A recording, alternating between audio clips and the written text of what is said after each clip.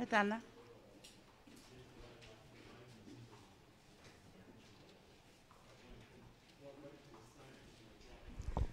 Ko le bigi mau ho whangate ngai whatap ko tau beto tau whake ato me he whaleni.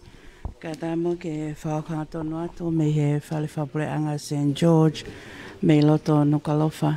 Ai o wau pe mo e proklama makehe i he whata ko iao e ahoni.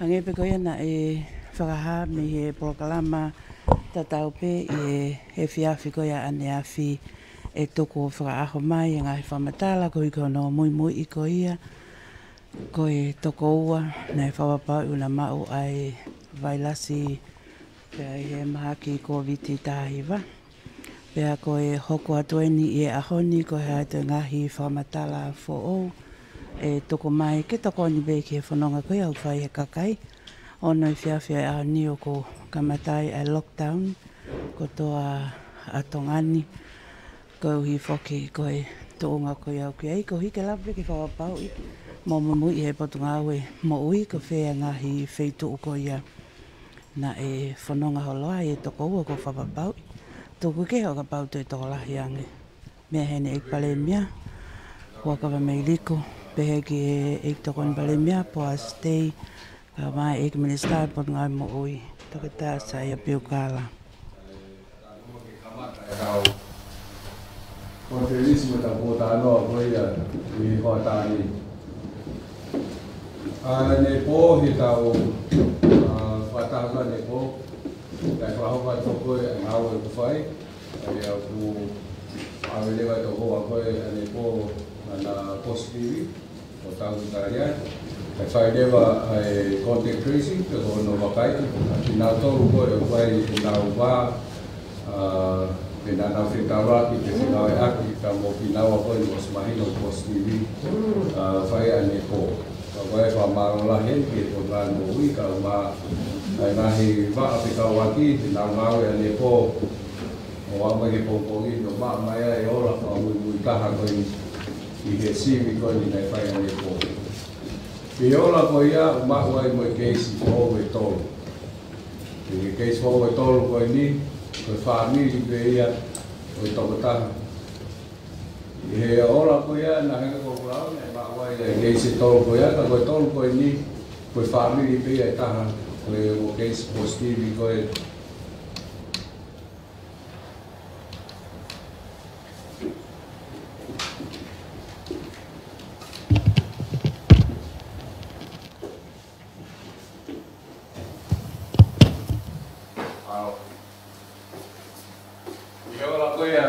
si ko me depo e to ki fai ga de lista mo wi na ma wai a positive case e to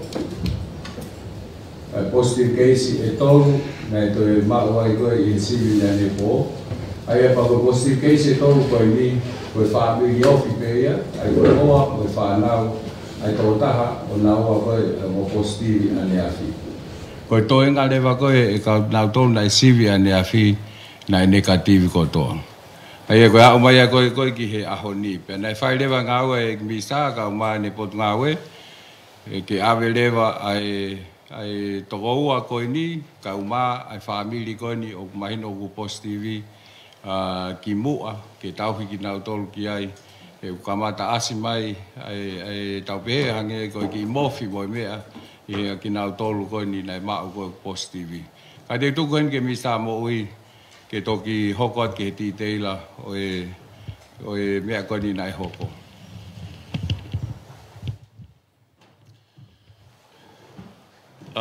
Malo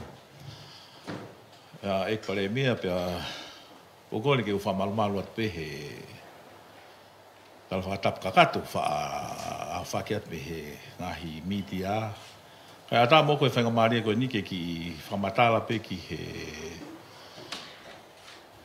he ola ko ni o ku na me at kia e Palemia. Ai ko ngo positive cases ko e na ma ko ane fiafi. Na e ngau leva e potu ngau e ke trace contact va ofi taha. Ai ko e ngo case ona immediate family.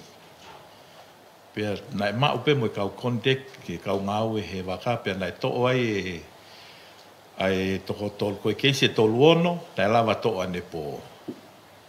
Aia koe foi toko tolu ono koe nai lava sivi koe ane po, kau ai ki family koe ne toko taha oi kau positive cases. Aia koe Hono hoa, ta uahiwa, mo ki whanau tau wha mo tau tolu. Aia koe family o toko taha oi kau positive cases unau positivi mo nau tolu. O kulawa peke mawhanga tala he ola koe CV hataha o ku e lava ke hai tau pehebe o highly infective tene lava whakamafola. Pea koe a pea koe nai hoko koe ni. Nei toi whai e ngau e pot ngau e, kau ngau e aneu. Ki hono CV e kau ngau e koe nai ngau e i wafu. Koe ola ia koe au ki keike ma, mo toko lahi koe nai e CV. Pea koe taim nai ma umai ai o toi whakapapau e CV koe ni, o e family koe ni. Pea koe priority lahi taha koe, e potu ngau e he tai ni mi, koe ngahi contact, pe koe kohai na nau Fekau'Aki, pe na nau Fekau'Aki, i he tau pehepe me ane afi o whai ki he Aotokonaki o e wike ko osi. Aia ko tui mahalo ko osi ai whanongononga potu ngau e ki he ngahi media. Pea tuku atuai e ngahi wheituu, na iai ai kau ai ongo positive cases ko e ni, pea me Aotokonaki, sāpate, monite, pea moe tusite.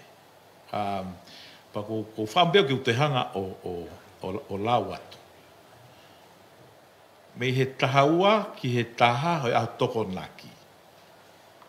O mautolu na mo i he Rodney Lika Sop i whanga.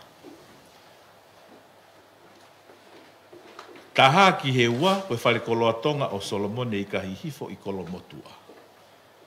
I aho sāpate, aho tolu noa sānuari, hongo fulu, siasue siriana o matahau. Moni te aho tolu taha, hongo fulu ke taha, MBF Bank. Ko hai ia mo tolu, na mo ilo ipe, na mo i he wheitu koe ni, mo whanongo le lei mai. Taha ke tahaua koe apiako kinti a ela i whangaloto. Tahaua ki he ua, koe Chinese Shop, KFC, halavuna, hanga hifo ki he waftau whaahau. Pa koe hawhi ono, koe lotu e whiawhi i he siasue siliana o matahau. I he tūsi te hiwa ke hongo fulu, koe panke MPF-a. Aho kakato he taimi ako ai kinti a ela i whangaloto. O ki mautolu, na mau i he eria koe ni o whatatau ke taimi koe ni. O ku mau kore atu, ke mau nofo mau i api. Home isolation. Pea ka pau o ku ke ongo i haki i puke pe koe mofi, pe koe tare tare. Haki hame o ke ongo o ke puki. Nofo mau i api. Inu pe vai, fo i panatolo, o ku iai e fika na e tuku atu pe e he potu ngāue ke mau whetu utaki mai ki ai. Mau talatala mai he telefoni, ke pia whakamahino i na mo i he whetu koni na iai ho mo Fekau'Aki pa mo e positive cases koe o tau tala noa koe ki ai. Koe whika koe noa walu noa tahahiwa, noa walu noa tahahiwa, pe noa walu noa hiwa tolu nima. Whetu utaki, oua te ke hau koe ki whare mahaki pe te ke toi aluholo.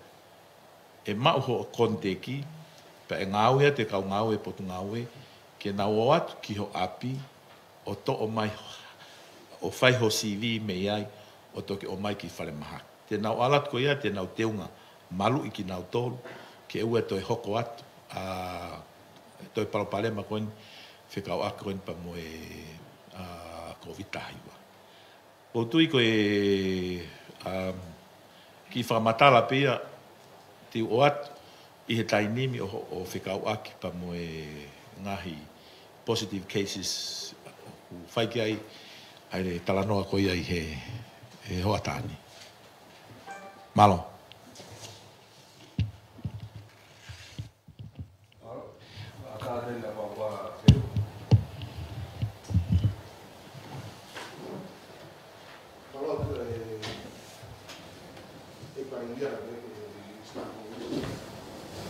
Koe whehu e nia kufu whabawa e wito ke whanutari. Oku ko te wata kakai ko ke Hono. Ko kurere mai koe ke hala ke kurere mai ke whataha. Koe ngahi kutuanga kasa, ngahi pausa, ngahi wharekoloa. Koe kiu koe ai kengi tuia wea au ke Hono ku lava o. Ua au ke ai ku lava kakai o oskoto. Koe whehu i koe hai kuunga e iai. E lava beo koe ki ngā tolo taimi, e fusia o ke ia i taimi ea wai koe ai taimi koe na e whai Ala koe whehu i koe tue taimi e kei tūpe ki heo no, kai pōpe ki whaha wakai ki ai komiti pe te iai hawhai ngā maari pe i kai. Ai ko hange kwa māloho nau mai whamatara koe na, ki whai pahano te wakai, ka koe tue taimi tau ki lockdown pe heo no, mālo. E te ki whalahe ki ai, e mahuna maari anga e whakaukau. Nā e tāputi pēa e komalahi u wharekoloa kai na siana i ahoti. Koe nau manawa si i pēa nau tolu ki he mahino wong pēa koe. Ka koe whakatau pēa anga peheni, u ala te toko taha pahao. Ka koe fukiu koe ka kaina fi whaofa o pito ka whaloloma o koe sio ki kiu koe na wharekoloa. Koe mahalo ka koe pēa ta tau koe tui ki ai, ea uia ki he ono ia o te kiai peke wawawea ki u wharekoloa ia ni. Ka koe ate e Palemia ki mui whakai pēa. Malo mito e whakamata. Mau i ngā uto peke. Ki whatonga ai kahi mea ukoko koni. I he te whinga koni kakai ki teu teu. E sai pe whatonga e pe whato e sio kia. Ka kutu e tani mik tau ki tūpe ki heo no. Malo. E tawala i Palemia koe ki tāna ka pe ki whehui kona tonga. Ko la vei pe koe ke ngate koe ngahi. Kau iai koki pa mo e ngahi talawhaanga. Au iai ngahi whamiri o ku i kei kakato mano seni me koe na ngahi whangami muri. Pe ku iai hanga au e whaata e ngahi whitu talawhaanga ki whahoko e no ngahi. Tō paanga koe na kakai koe pa me i he taimini, he koa ke taimini ngahi whale talawhaanga o ki whonu pia ki ko wanga koe wakai.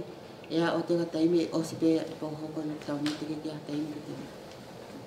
Amalo te te mai ko kato u service ko na mo o mai o kutu e taini mi foko e ko tu ni e ko no kai te fai pe si o ke ange ko tari ko na anki he casa mo be o su ko ni ta press conference te fa si o te assess ko ha tu ma o ki ai ko ga mo on pe ton ke mate te nge ka kai tan ko te da lockdown ni ki o te na to e pono nga holo ko nga ko nga fe ma alo Malo apito ik Palemia mo e Eiki minister mo ui ai ngā ue whai.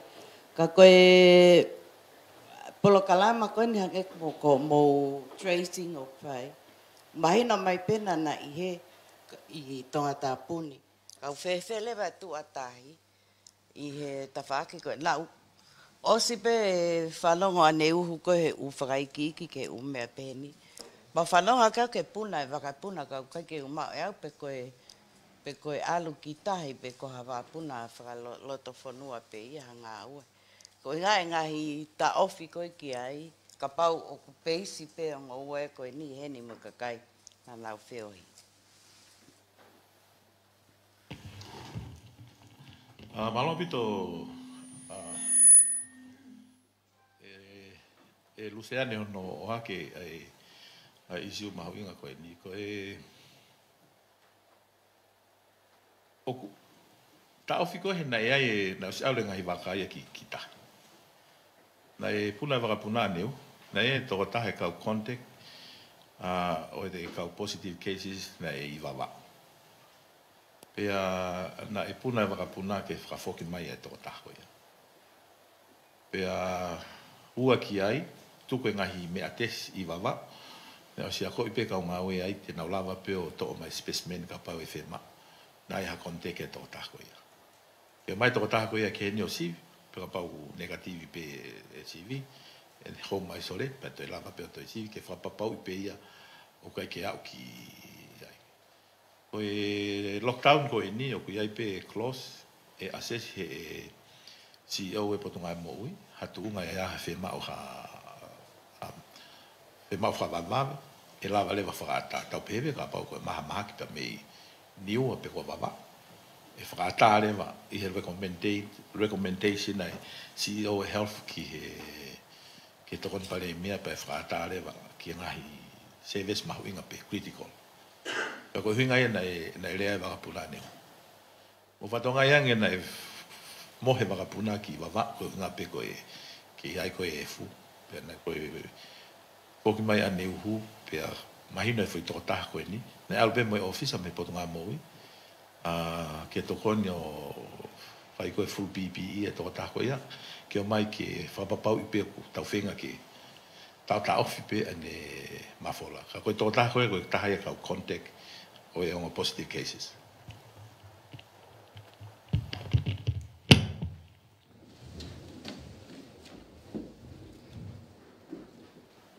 Koe ki whewet pene ke ta whake koe ka whakatau koe I tongani. Oku koe lockdown ni koe ni whehewa whawalu koe ni Palemia.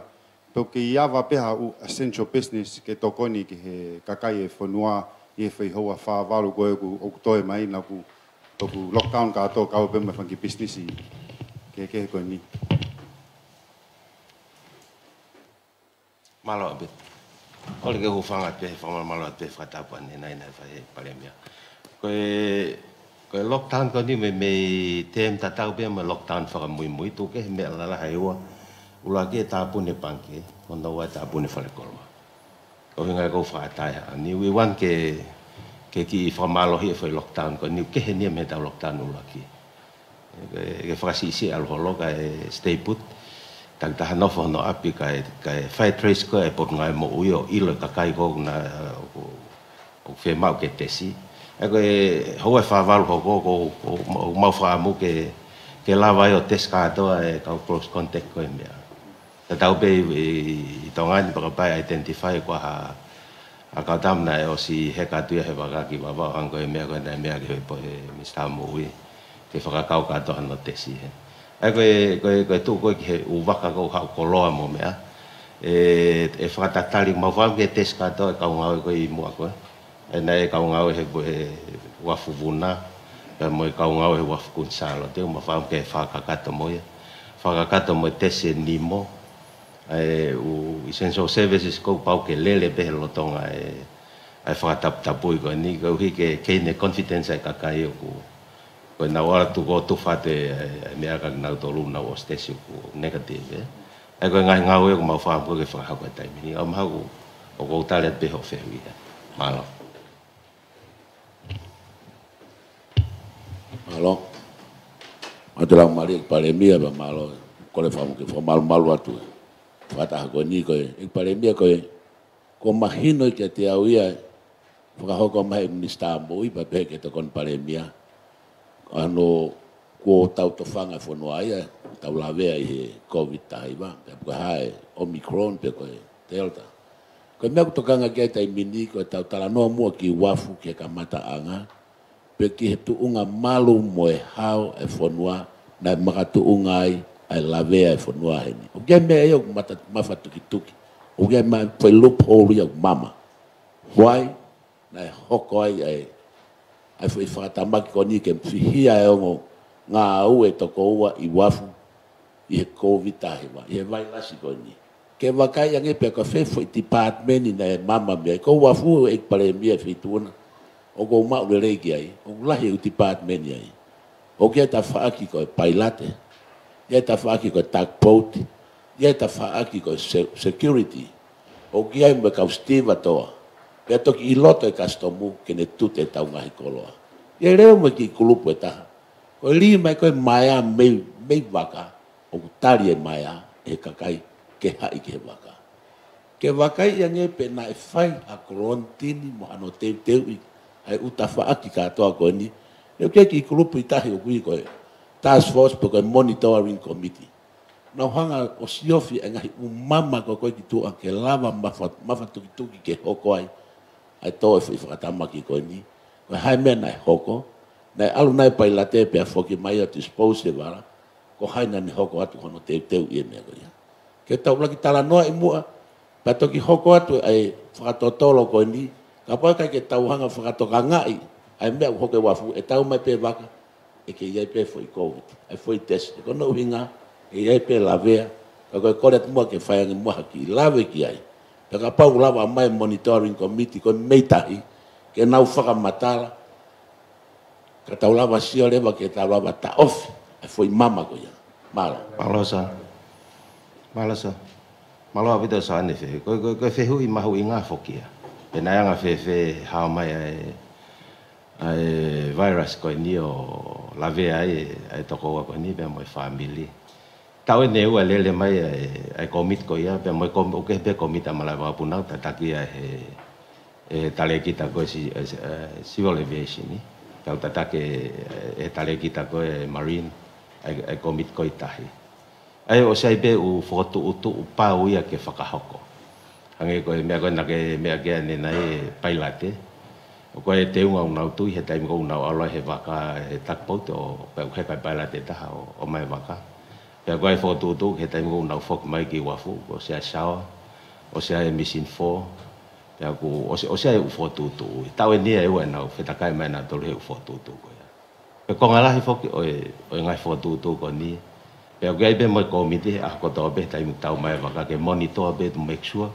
o ku na tau hi ai ngai foto tu ko ni ka mo me be fok o ko ngala ngai foto tu ko ni lava bia e hata ha bridge o tau fa tu abe ke na fa poto mo me ka ke lo tau ke tu ki hata pe tu ki hata ha ko no fo ui he tai min ma ga ngala he o ton ke fa ha ka tai min ni ke tau fa ba pau yo ko malo e fonua ma ka dam go te ke hu pa hu ka dam go ke o me wear a mask keep it out distance ang ko tau fononga mai he tai min ni o tu ya ko tai min ni ke tau tu holo ko talanoa ko ke ilo a so se tai min ni ma fa am ke fa mo ma we tai min ma fa am ko so ko hata ha he o tama ko ni ka ke mahino he tai min ka fa CV ba mo fa totolo ko pot ngai mo i to mahino ia mui ai fa matala ko ka ko fe fa matala ke mahino ko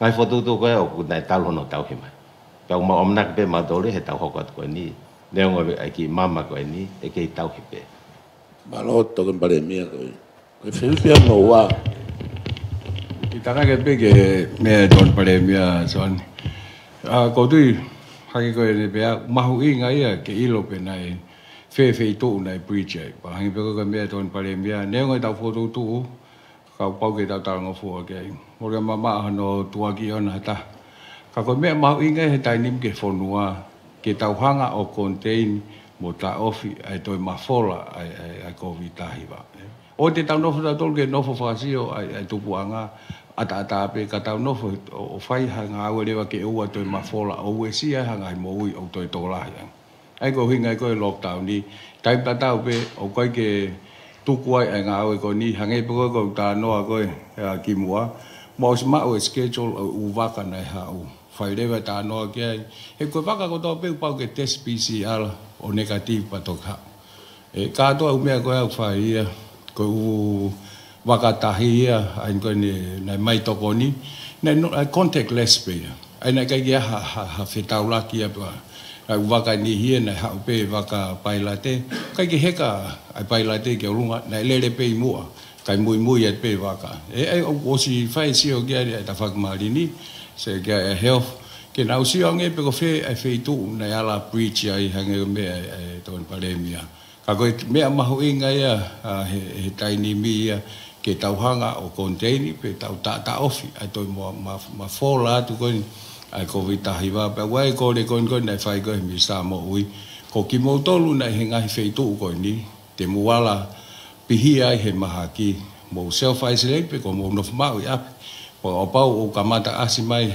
ngahi faka ilonga hangi ko mofi ko tale ang na me kai ta ge ho fika u na o atu ka o ti ha ki fare mahaki na toe ma wai ai puke ai hata ka nga ka na lava tu ai potunga we o fai ho CV ho api e ko tu ko ki tana ke pe ke ka tu ke ho ko te misa mo Alo ko ki tana ke pe so ani ke fe wi ko pe ke tu ko osko ni ku mal ala le le ta fa ko ya dai fai fa tala no ki he hongo positive cases, Pena fai pe whakaloto lahi ke na talanoa mo oni mai, he ku mahu inga.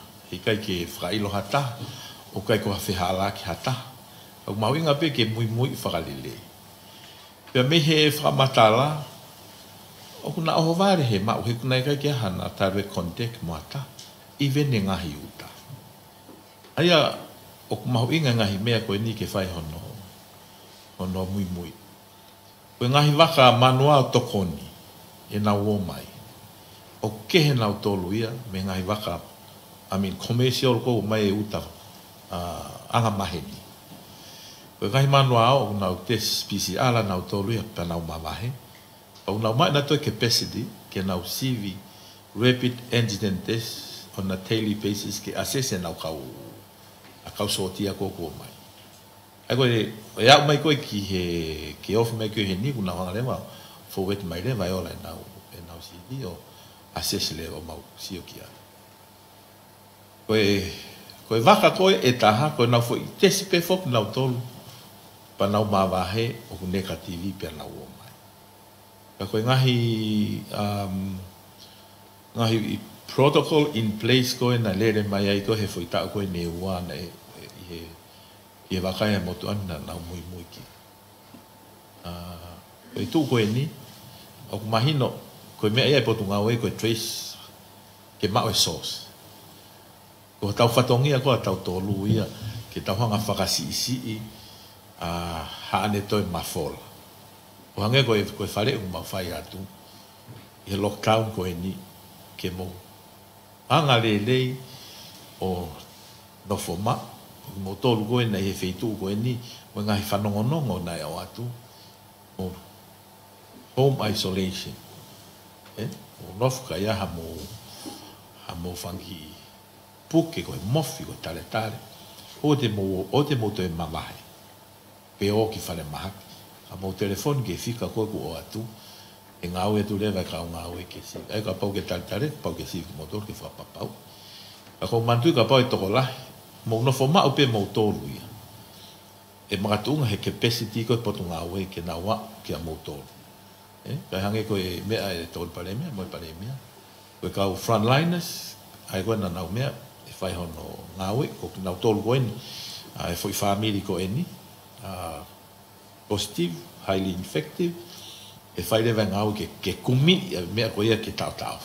Ko tui mahalo koe mea mahu inga ia koe he tainimi ka tau tolu ka kai whonua koe tau, ke koe tau talango fua koe tau, ngāwe whakata, ke tau hanga o. E ko tui kai koe whatongia e potu ngā mo, i kai koe whatongia e koe whatongia o tau tolu ke tau whi. Kau e, ko tui koe taimi maho ingan ke mitia ke mo tokoni mai. O te mohanga whakamana wahe e kakai, o te mohanga whakairifia e kakai, koe huhu malu i, o ko sanga ngai statistika whakamaman lahi, o tala mai, ai tokoni koe huhu malu i. Si e puke, si e toko te whare mahaki, si iai pamoia o ko pekia. Ko tui he ngai whanua koe o ku iai koe o ai whakoutua koe. E tahiwa taha walu, tō mai koe flu, pe sete tolu noa o population o tongani, pe sete whanoa e population o haamoa, pe nau pekia he tō mai e.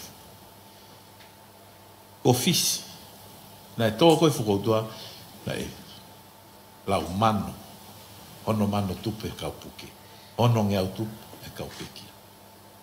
Kai mea ne te keke huhu malu i a fisi.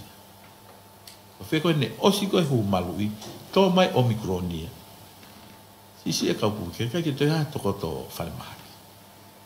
Ai koe tau tui he ngai statistika whamamana ku o mai. Koe COVID ia o ku hikai toi osiko. Tau huhu malu, pe kone tō mai e tō maa kakatau. E whai ngofu e ngau e CEO, ka hange kok whahohati, toi hanga peo whamanatu atu ke kakai whonua. Toko uafe, walu ngeau, walu hiva, hike ke tōs uruakia.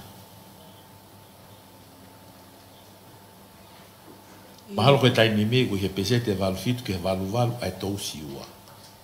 O tui ke foi tala koe ane po pe fai lockdown ni koe ai fiafi. O tui mahal ku ose ai vaccine ya. E kai ke toi hau pe kakai ya. A ka tau koe tau whakamu pe koe tau whetoko naki koe potunga e mo ui. O kui ai fo ke lao. O tutu un he lao. Ka CEO e ue sia kakai whonua. Pe mandate lewa ke compulsory pe e mo tau te ai. Ka kou tui, koe kakai tonga, o kuna mao e atamai lele, pa te koe no whakamatala e mea uhinga lele, pa e tari lele he kakai. Ka pau nei kai te tau huhu malu, e lahi pe matei he ate pupula, he misere, he kona hamu, he tipi, whatawhata vai vai, koe whehui, o kui whea ngai whakotua koe, koe ngāu e lele ia e huhu malu. Pako whakaloto lahi peo ke kakai whonua, koe tau ataina ko motolu ia. Ka ewe ai tau ataina, ke ewe sia hataha kehe. E ifi pe e pesia e ne fo isikareti. Kai tau toatua Katarina e tawhaaki, e kansa a pesi, e kansa mo Katarina.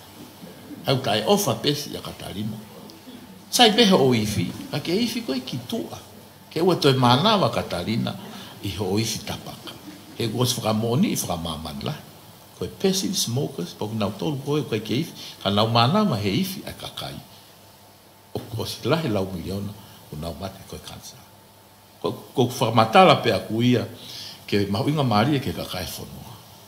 Koe taimien, ke tau uno mai mitia, o tau tolu kotoa. O te tau nofo, ke tau eke pe tau siofi, ai hingoa e whaamiri koe ni. E nofo e tau whakaukau pe focus e tau tipeiti e tau tolu he ki whamiri. Kai tuku e mea mahuinga, ko malu i ho kau ngā api, malu i ho kau ngā whanonga, ke whai lockdown ko ni tau nofo ma.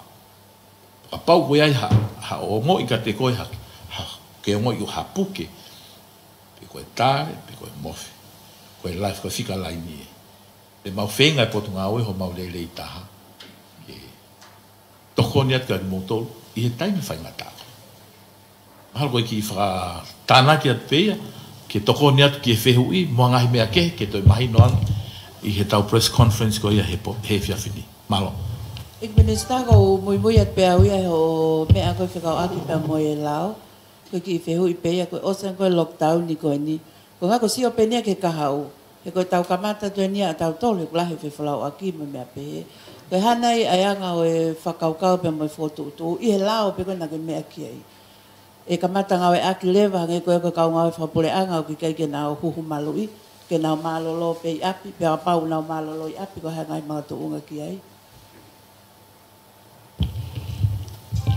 Malo pito Katarina. Koutui koe mea whakamui mui taha ia ke tau au ki ai.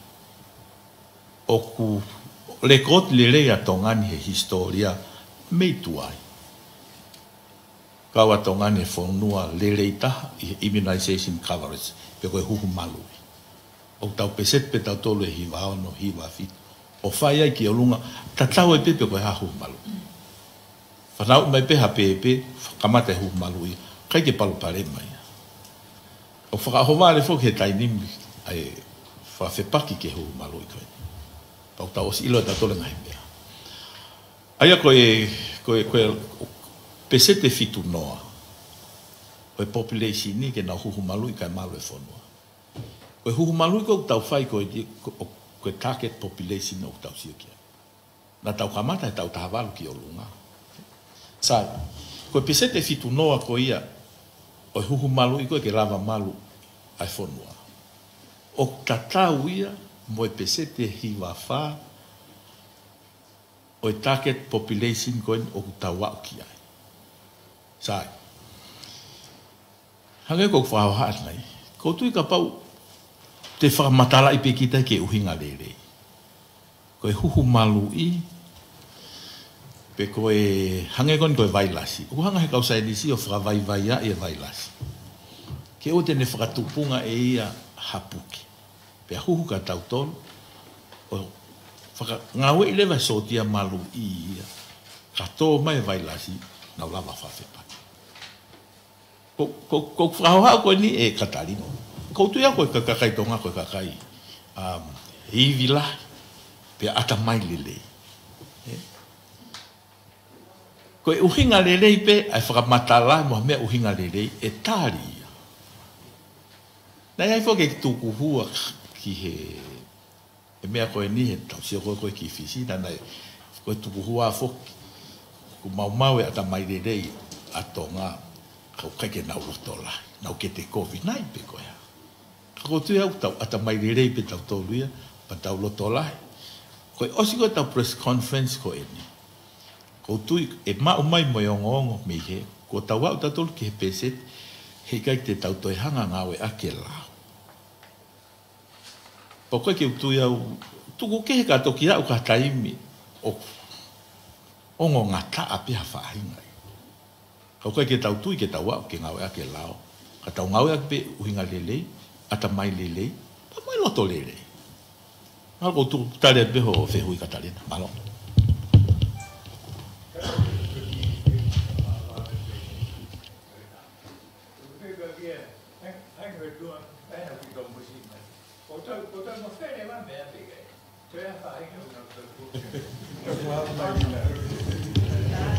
Kataki ka kwa media he no to mui mai e ke ko ka nga media o e ke toi foki o e foi te pia ko ni pesi o ke toi lava ta fa foki o alu pe ki mo io pesco e tal do no pe ki ai ko e hango ko press conference an po na to ko e positive cases pe ko e ta positive case ko ya kono familien total lo do family o na puke ko to. So total numbers of cases now is 5. Ko tu tali no pa ke toki ku me fra mala ala me soane mo me te na te hafu na o fa fano.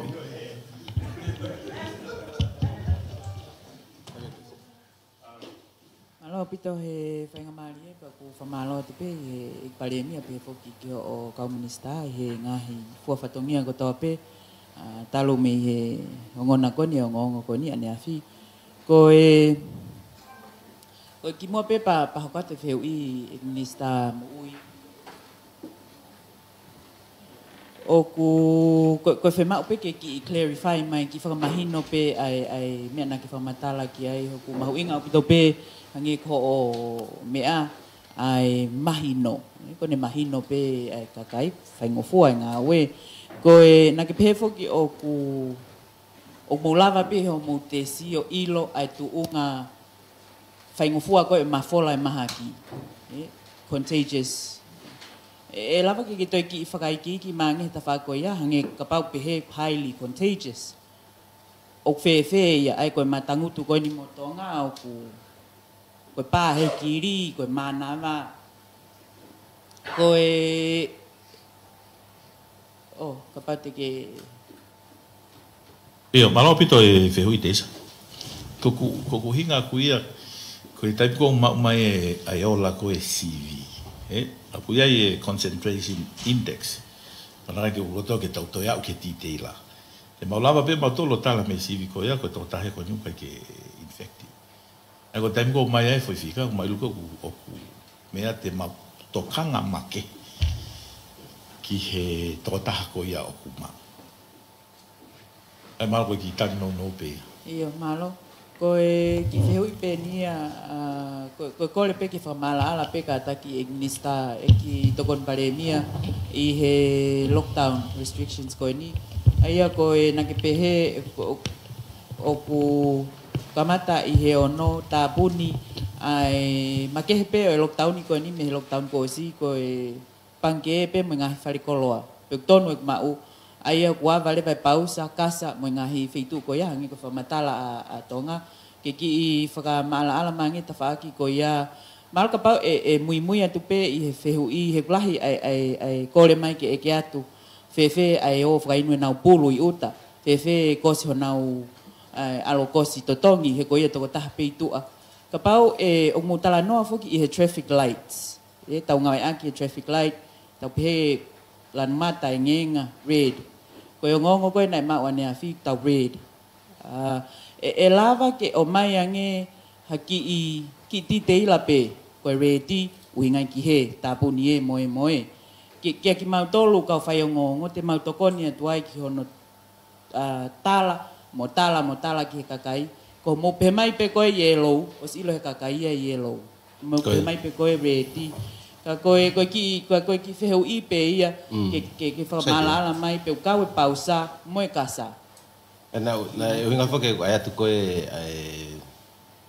panke be mo fale koloa he na tapun kato pe pausa e mo e kasa mo me aki mo ka ya vai fale koloa be mo panke.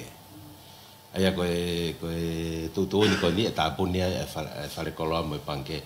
Ai koe pausa mo me mai no be tapun pe ngofua pe ho alau o hiko pulu ago hosi pulu me ko ya mai no be fogia o ku ngofua pe ko kita ka pa ko te mau nga mo ko ki to family ko te ki alo fangota abo lo holo ta ngofua pe mo ya o ngofua pe ke te alki uta o ai mate ki foi manioke ka tap ke te alki uta huo ai ko ta fononga ko ne ho fa val hoko ko me kai pe to family be mo ki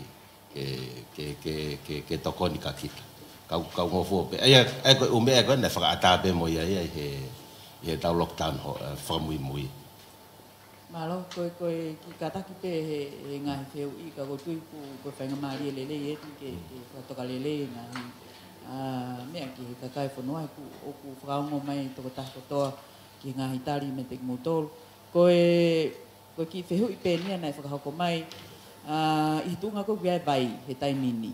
O si whakangata whoki vai anga no whakatau. Pag mahino pe ia o kuto no ai tawhaki ko ia. Koe kore nia pe koe whakotu whakakaukau. Ngahi tokoni kone he misini liliu vai ke ngai community. Pe koe anga pe nia ai whakahoko atu ka pau ko mau maari e ngahi community. Tau pehe ko feunga ngahi misin ka tingau tolu ko ha whakakaukau kapau tuku mai ki he ngahi pisinisi ko nau ngahi vai ke nau whakatau e misini o tokoni ki hono whatupo e vai ki kakai koni o whonua pamahal ko fehu I whakao si pe kata na ko time ko tau tala noe he contact tracing ko tangutat ko ni ko os mafasiat peau he siatu ki he mafanongo ki he fainga ki mafatuktuki ai funga we ko ia pagutui tau ilo ipe me ngai fonua lahi ai Palemia I contact tracing he fabe ko ai mafola ai maki na tau tanoa I tau ko si ki he epi ko ni o ku tokoni I hono fai ai contact tracing pa ko kol fa mol pe kapana os fahan tanoa I ona ane fiafika na ke maulava mai ki ai koe hai tu unga I Palemia na gitari foki tau ko si o pehe ko o si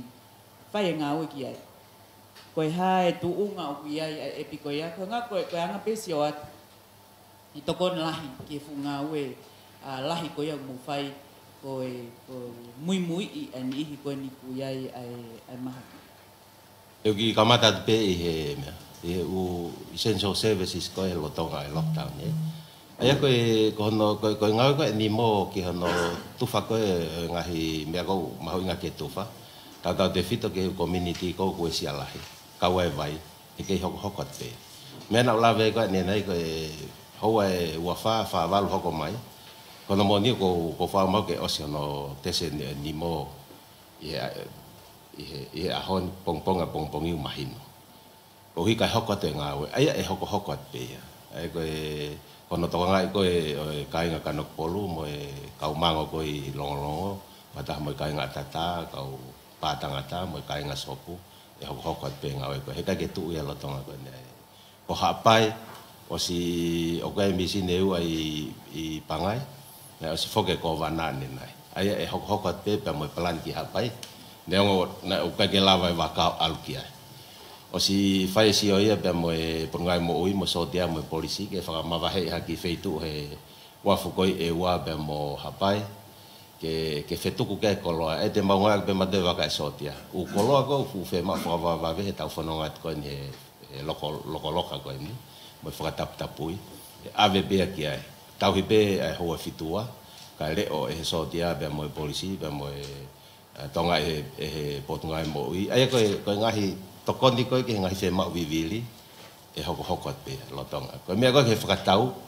o misini mau sai ke tu pe ni mo ke mama be vai na fada na to ai o mama fai vai ka ki community o ku na fai ngata ia pe lo tonga fai pe taimin fa ai pe foi tanke si mai ai o whakaata ka ngai ni mo o ate vai o tuku ai o tuki loto ke sima pe nau mau vai mea e ke hoko pe to konia ko e tuku ke e ki he Palemia ne malo Fekau'Aki ba mo e it's fine ngau ke hangi ko ta no e tau ko si ka ko me pa ngo pe te ki ka ka te ngau ai o ku tu e tai ni mi ngau ya ki pe te ta pe si ai health e tai ni ko nga pe ke mahi noi ko hai wo suhu mo ai ne contact detail mo me pe pa ko ka ngau e pe ai pun nga mo ui kau gay pa mo marine ko nga pe ko ka ngau e wa fu fok na expose tau pe na contact mo ki nawa ko ne rot ma ko post TV o na fai ai manually checking pa ko ma hui nga han ko na me ga mi sta mo ui hono fa lawat nga fe tu na ai to ta na puke o pa na ke ia he taimi ko ia o ia fai nga mari e te ke puke no fu ma o leva pa u ha sentence po fa ilonga pa ke no fu ma o ka ke fetu taki mai I ho mo fika ko I ua na o ato ane nai malo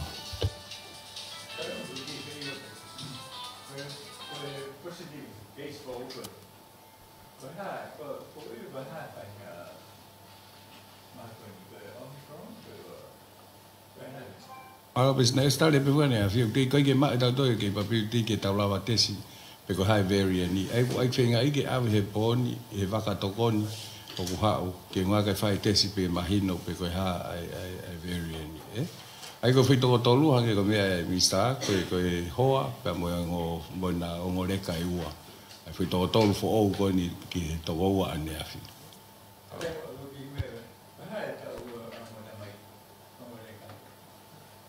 fa me tau tolu ko ngone ka tau fa me tau tolu ai ko inga na o ai ko ke kinta ka te ni ko ni ko nga ko ai ke na hu kinta ka te ko ela ke na hu a ko kinti a ke hu ke ma ka ko ai o wa ko ai just covid ko ka ma o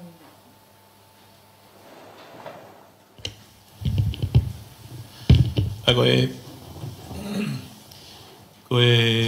ko sivi ko e fai ko na te si fa about 2 hours ai ko me ko no malo ma pe ka fia ko classico ku negativi ko ke to me ko classico positivi to ki vilo fa pa pau ipe ke pau ai ko na to ko positivi to ki fa pa pau ia ke fa pe mo no ka ku ko sivi ko ne hu malo e ma pe ke fia fini tau karakme o vilo pe ke nga ke lis o nga fai nga mali ke ta ko to pe pa to fai vilo wa ma hoko mai va fe hoko ko ki fe peni Eiki Palemia ko mo minister ko mo ui ko ki fe peni na me ewa ne pe ko to ta ha ko nga waka ko ni wafu ne fa ki alo cheki wafu I ewa ko cheki pe ka wa ewa he u area ko ni ko ke ave ko o ki high risk pe kai mo u ko ke ko u fangi area ke ko ai place of interest hang ko panke MPF fe ka pau ke ilo ko ia ta hane u ne mo feo hi pe ne mo Fekau'Aki ke algo ke panke ka ne Fekau'Aki mo to ta ha ko ni ne ke ilo ne to ki ha me panke po ngau he panke MPF Porque ke kau pe mo ko he alu ko o cheki ko ni pe ngata ki pe ka kai ko I loto ko he taimi ko ni e panke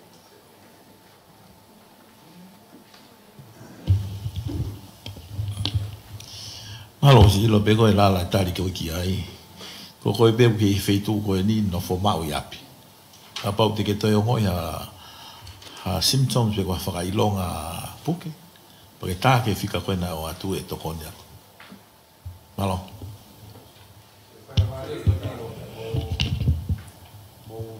mo fe hoko ko len ke pilikatia ke kata ko lau mai ai tu ni ko ni ke kamata ko ni he Hono ana ko na tu fa to ai kopi Ka mo tātāna ke mo whiui ka tō hoko mai.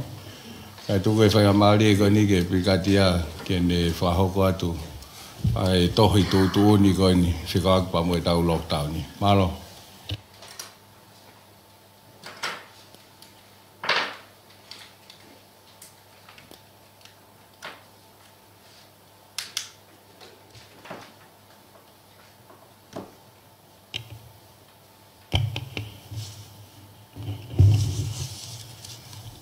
Malo, kole ke hufanga pe whakatapu na o si whahoka atu mei mua ka e whahoka atu ai. Ngahi tutun whakangata whawhanua ki he tāpuni whakataputapui COVID. I hono ngā we aki o ngahi mawhai ko whaki he kuptolu fit mo tau hiwa o e lao ki hone purei o ngahi mea whawhokwha wahi fitu. Mo e whakamamawhai a hono tāri o e whakaha ko whakahoko he kautaha mo ui a māmani. Fekau'Aki mo COVID tahi wā. Ko mahaki o mawhola whamāmani nahi. Pea o kei whakalalahi. Pi ko e ngahi tūtūn whakataha o hatuunga whatu tāmaki ki he mo ui. Ko vita hiwa wanoa. Tonu, tuku kehe, ka toe tāna ki atu ki ai, ku taha ono fitu e lao ki he mo ui, ai kakai. Mo e whakaha, kua mahak whanongonong whatu tāmaki, i aho tātaha maasu e wanoa. Mo e ngā ue ke tā ofi, mo whasisi, ai mawhola e ko vita hiwa, i loto i he pureanga o tonga. Ko si ko whakafo'ou, ko tuunga whakafokwha, o e aho tāwhito sa anuari, ua. Ko e tī, ko nāu whakautua, i he COVID tahiwa, i loto, i he pureanga o tonga, i he aho tūsite, aho ulaki o Februari, wanoa o wā. Matunga i he ngahi uhinga koe di olunga. O whaawai i he komision na leo e polistonga. Mo i kau o e kautau. Ai kautau fio. I hona tuunga koe ofisa whamawhai i he kup tolu ono. O e lao ki hano purei. O e ngahi mea whakafokwha. Ai ngahi tutun koe ni. O pau ke kamata ngā we aki a ngahi tutun ko e ni, me taimi o no e fiafi, a pule lulu, a houa, a Februari, wanoa o ua. Ki ha taimi e toku whaka nongonongo atu. Pea kua o pau ke toe wakai a ngahi tutun ko e ni, i houa e whāwalu ko tope. Tau mua o ngahi tutun ko e ni, tuku kehe ka whie mau, ha uhinga kehe i hono tuunga. O kau ofisa whakamawhai, o kuhinga ki hataha, pe hani ihi ko whakamawhai o whatatau, mo kuptolu ono e lao ke pulei, o ngahi mea whawhokwha. Mo ataha pe ni ihi ko whatu ihi kup taha fit mo taha fitwalu e lao ke moui e kakai. Ko mea whiwhanunga aki, whakalotwhanua e kakai, o kuhinga ki ngahi mea koe ni. Asaliat misini, pe ku tai ha pases ko I hano no mo tutong pe kau ki ai taxi ta tau pe ve tol ve fa pasi ta pases mo loli ta pases ngai waka yo no whaka uhinga I kupua o lao ke flau waka ngai waka puna yo no whaka uhinga I lao ki flau aksibile ngai ngawe o ku ikai ala tuku o kuhinga ki ngai ngawe o hinga ki ai I te pile a. Ai au tāna ki a te pile a he tutunu koe ni. Ngahi kalaka watonga o hinga ki he toko ua, pe toko lahi ange, o nau mau ai ka wā I whetu whakapule anga. Pe ki a toko ua, pe lahi ange, I ha whetu whakatau taha. E I kai ngā we aki ki he pakalaf a, we pi, ke ni o no whakataha pe I he apna whangatatau. Ngai lai sen kau mālohi, O kuhinga ki ngahi la sen ko edi aia ko fuaki i he lao ki he kawa malo hi tapu. La sen whakatoa, la sen whakatau anga kawa whakamu vete vete, la sen kalap, la sen ngahi kato anga make, la sen ki he pā, la sen whalekai, mo la sen ngai kalap. O teunga malu i, o kuhinga ki ha teunga aia o kau ki ai ai mea ngahu, malu o sino holo holo mea malu i fofonga ko mas ngahi kof nima ngahi kof pe mea ngaue ko ngauhi ke de fasisi ai fenga mali ke hok hapuk wa mama fakai tangata o buhinga ke no tau wa mama mita taha po nima mia taha ke i tain ko tope o pau ke tapui ai fe alu aki me he taimi o noe fiaf ki he no pong pong. Ko pau ke nofo whakamawahe ai taha kotoa pē i honau ngahi ap. Tu kehe pē i he taumu a ke mau mai ai naunau whaito pe kumi ki ha tokon wha whaito whawawal. Whakahoko i ngahi humaru i ko vitahiwa. Toka ngai kina e whangamon manu, whakawhatapu. Tautai pe ut tokonaki, Westapolo, mo fruit, ki a mau mea tokon mai whamili whatau tahape. Au ke ngā ue koe me mipa ia, o e kau taha whakahok ngā ue, o ku ikai ala tuk, o hange kono whakauhinga i he te pile a. Ko pau ke ta ofi ai ngā ue, ai mea, whewhono ngā aki, whakalot whanua, ai ka kai tu kehe, ka whakngofua he ofisa pule, ngā ue o pot ngā mo ui.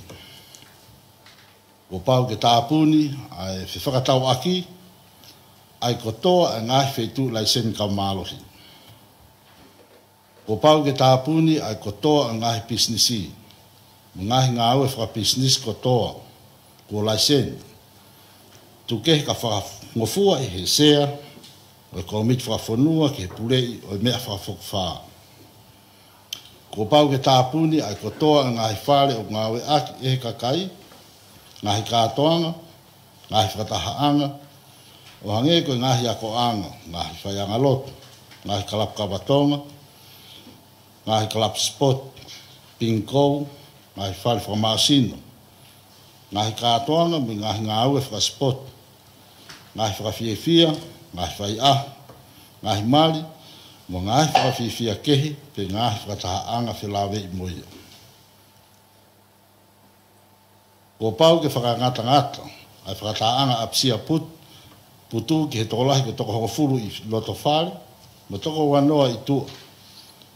Pea ko pau ke iai ha ofisa whakamawhai lulotonga e apsia.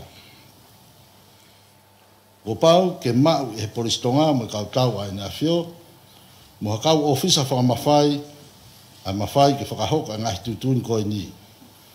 Koe uhi koe taumua ke malui ai malu ai kakai, mono tauhi ai malu ai moui ai kakai. Ko pau ke talangofua mo whakahoka, e he tokotaha kotoa ai wā mamau, o whaka he tangata, e taim kotoa pē.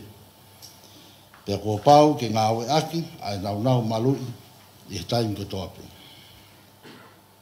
O pau ke talangofua ai taha kotoa ki he tokai kina whafo i tui, ai maa o e nima, pia ko pau ke mui ki he kotoa ngā i whare i ki he mo ui ai kakai, aia ko tuku atu he pot ngā mo ui o whilawe i me kovitahi wā. Ko pau ki ngāwe aki, ai kotoa ngā hi kopu, o ngā hi tutun ko e ni ki he taha kotoa. E ngofua ke whakaata ai kotoa ngāwe o ki kai ala ke tuku. Mo ngāwe whilawe i moia aia o hiki he te pile a me ngāwe aki ai ngahi tutun koe ni. Ko pau ke ta whakataimi a hano ngāwe aki ai ngahi tutun whakatangata, whakawhonua ke kovitahi wā ai nei tuku atu i atahawhit o Sanuari wā whewoa ki tongatapu. Lolotonga e taim tāpuni whataptapuni. Whakahaia i nukalofa i aulako whepueli wā whewoa.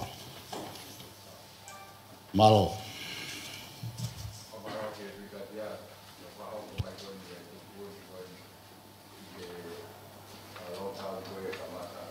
Lockdown ko e kamata ko he ono he fiafini. Tau te whakata atu ngai whiu.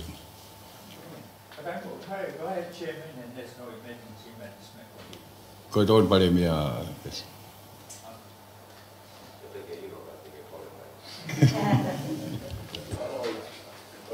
Ia. Kata whamamore pe, se ui, i whotoa pēnta kai te o lawe i mera te i henga te pō.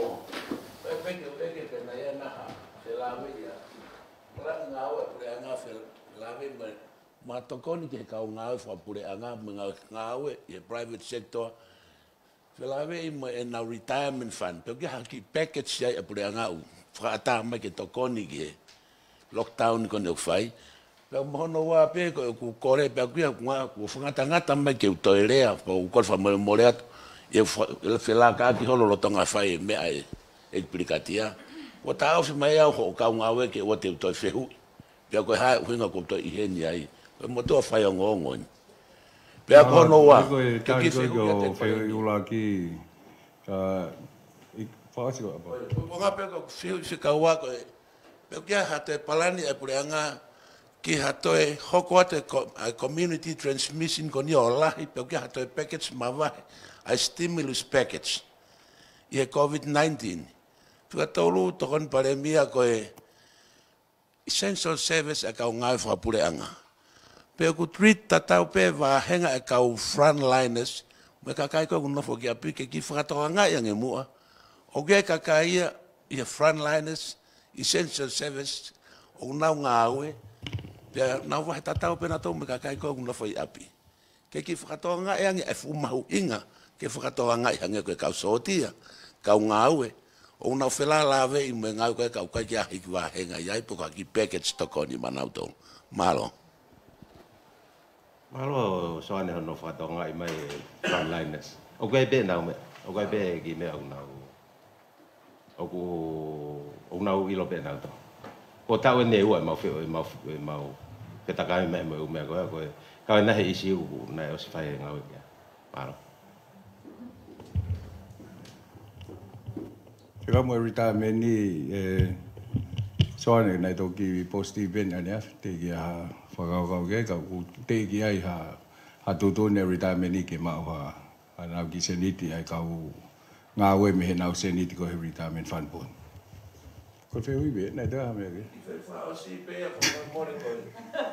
Whakamore na e, lawe e motoane e wike kua si, na e puna e helikopeta a te laite, a e manua o ave kau ngāue ki tau fua.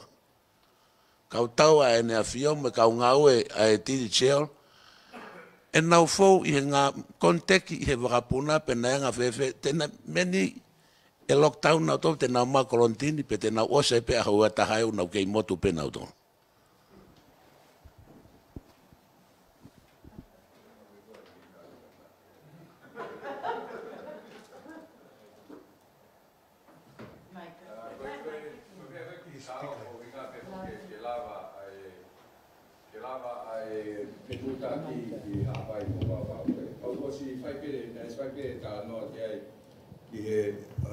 ke protocol ko COVID tahiwa, ai full PPE, pau ke test PCR ai pai late, full PPE mo kau ngau e ko ni me he titi sel, e pana ave lewa ki nau tolo tuku ko ni.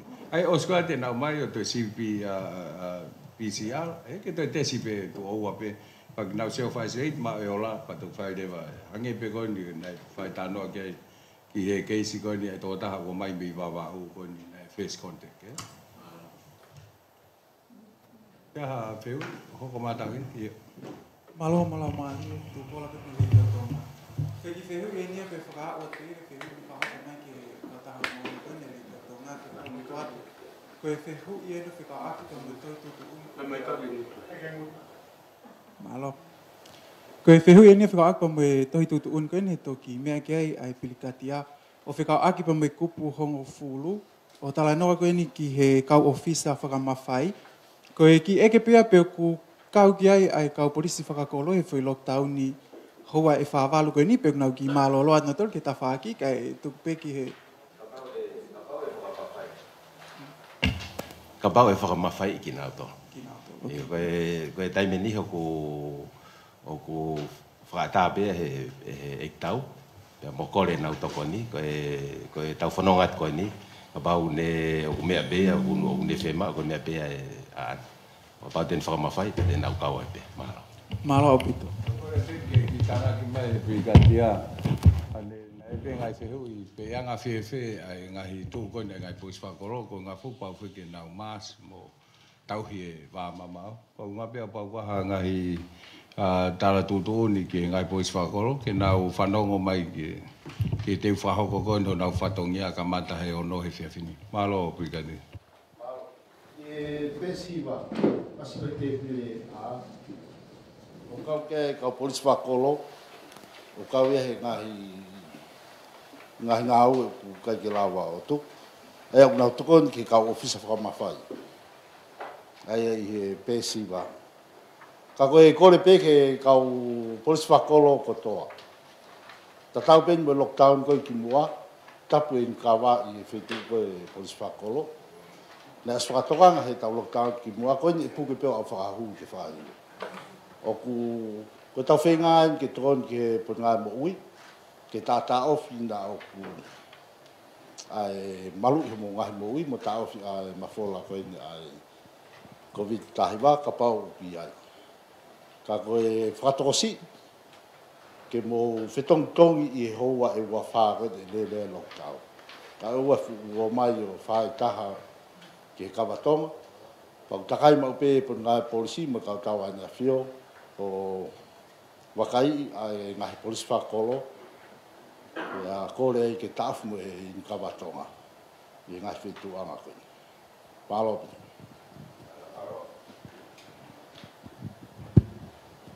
Poi ki tokoni an pe ki he kau polisi whakolo, kau pule polisi whakolo, e lava ke mo pick up e mask, pe mei he ngai health center, ka pau mo ofiat ki ai, pe ka pau ikai ko mo kau whafofonga whare area. Oku os ngau e pon ngau e hono tu whatuwha mai e mask e toki o at ke mau inga pe ko mo tolu te mo kau he ngau e koe ni e lockdown ni, ke malo i pe mo tolu pa mo e toi ngai kolo. Malo. Malo pe ki whiu e tu pe ke Eiki Minister pot ngā mo'i. Ko ok mahino pe mei muri he taim koku oku whahoka koe whanki tesi COVID i koe ni. Wai ka kai nihi unau i direct contact maha patient pa unau tesi wake nau tolu pa negativi. Pa wai lewa foi incubation time ia pa e toi whakahiku lewa ai foi tesi Fekau'Aki pa toi tesi Fekatolu ke whakapapau e negativi koe ni. O whakahoka whi ngau e koe ni i tongani he tesi koe ni kau contact koe ni ke hongo positive case ko ni malo. Ia malo ku ia pe protocolo ngawe ai pon ngawe. Ko kau contact ko ni ko negativi. Ka ko direct contact ko ni. Ai ai to e fai pe hona nga hisi a muyang. Ai o ke advice pe na tol ke na ke home isolation. No fo ma ai pa ko si fai pe fe tu ta ke poto ngawe e ia pe taimi e la pe ka ngawe to mai na usi ke fa pa pa pe o na negative ko hinga pe ko e me ko no ke fa ha me incubation period very malo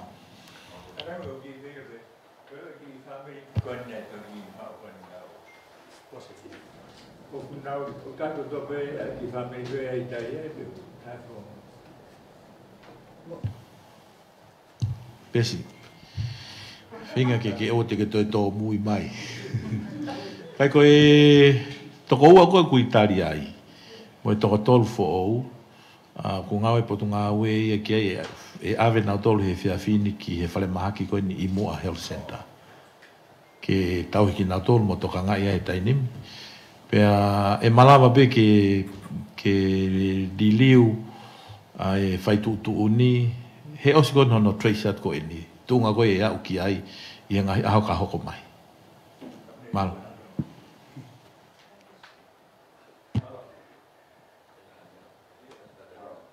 Pea whihui. Malo pita pe he whanga maari ko ni ke whai puna whamala ala o kai ngata pia te mautolo ka koe toga koe au. Ka kaiba mo whanua. Koe ki I whehui pe ko ngā koe aho ni koe aho whakatau lahi mōnien. Ko te whanonga te ngahi whale koloa koe whonu hake pe. Koe hana e anga I palani he lele loloa. O ka pau wa whanga maari ke mawhola koe nei vaila si ki he community. Koe hae anga o e tutu uni pe koe mape wholau o whakotutu koe e potunga we o ka pau o kua hatu ngā pe he. Hange koe ni o whainga maari e pe koe ngā hawhainga taha pe o kwe alo siwi pe tesi ko viti. Koe ngā ka lava ke le ko te hange koe ni koe ngahi ako anga o koe whake ilo te ngai ke o e kakaia o tesi o mea koe ako ke ai pe he whamiri koe. Koe anga pe ai koe ngā whako li pe whakakau ke kahau. Io, malopito e Katarina. Hage koe kuk whakahoha koe ane nai. E priority ke potunga aue e konte koe ni. Koe ke pesiti e potunga aue tai nimi. Koe mea sivi koe o ku in stock koe he tai nimi. Mea sivi o ku tahamano uafe. Ai e o whainga maari e pe he tai nimi. Ko whai mau whetala noa akpa mo WH kautaha moia mamani ko Nusila ko Australia. Ki nau tokoni mai o whakalahi mai. Ai mea sivi. Koe kawai e rapid antigen test ko me lava pe he ngai family o fai hona o tesi hona o ngai api. Pa una positive hanga pe ko fa ha. Ko foi me ma hoinga ke no foma. Home isolation provided to sayang ka pa ke hu malo. Pe te ke sivi ak pe ko ia o se a hu a tol te ke to sivi al pe pa ke negativi ko. Ka ko ke pesiti aku ma o he potunga o he tai ni ko e mahal ko e ko ngaki mo ia weekend pe wi ka hau to falahi mai ngahi me atesi e he ngahi fonua to ko ni mai ko ni ki ko tu ko tai ni mi hango e fe me ako anai e Palemia ai ko ne fai si a test ko ni contact tracing o time ko e o se ho fa valu review ai review ka ko Pero que pesite por unha oe he tu he tai nimi o ku fai nga mari e pe ke fai nga si. O tu he tai nimi o ko kolet ke ka kai forma o te ke whakaukau ke pehe ke te si pa ke kātaki. E mahu inga he tai nimi a ki nau tolu na e ai nau kaunga.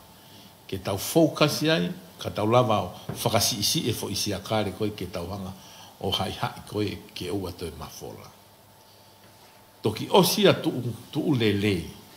Pia ka pau ko hongoin mahalo pe kai ke fu mana tu I pe na ke he fetu pe kai. Pia ke fetu take mai kai ke no fo ma o pe homo api. E ngau ya pe potu ngau e ke fai. Nga sivi ko ia mo nga api safe yang ia ka koe. Safe ke kan kau ngau e pe a ko tu ko tai ni mi mal ko tali pe ho fe I Katarina. Kitana ke pe ai ai ko hange ko whanano ki mua tu o se hoa whāwalu mau si o lewa ke UTC pe o ku mafola pe o ku ngari contain pe ka pa to whai lewa whai tūtuni pe to e whakangaloku loku ai whakatapu ko no whai pe kono to e whinga ke to e malohi ange he matu ka wen mo o tu motu ai a pau lewa tau pe o ka kia contain kia na ngari alu ki hapai patau whakata tau to hapai ai whai ngau ko e pot ngai mo ui ke sio ke kau tam kona na kontek mo na tol positive pe na ya fa nga mali ke na wal ki ha pai e ua baba o pa le na fi mali na kai ya ha fa nga mali ke ala hata ki ha pai pe ko pa fa ta le vai mo tu ko ai ko ui ngai ko mo ai fa ho fa va lo ai pa nga fa nga mali ke pot ngai mo ui na fa na tesi fa na contact tracing mai ola ko ya review ya he foi a ho ua ko to ape pa depend me ai ko ha ai fai tūtūni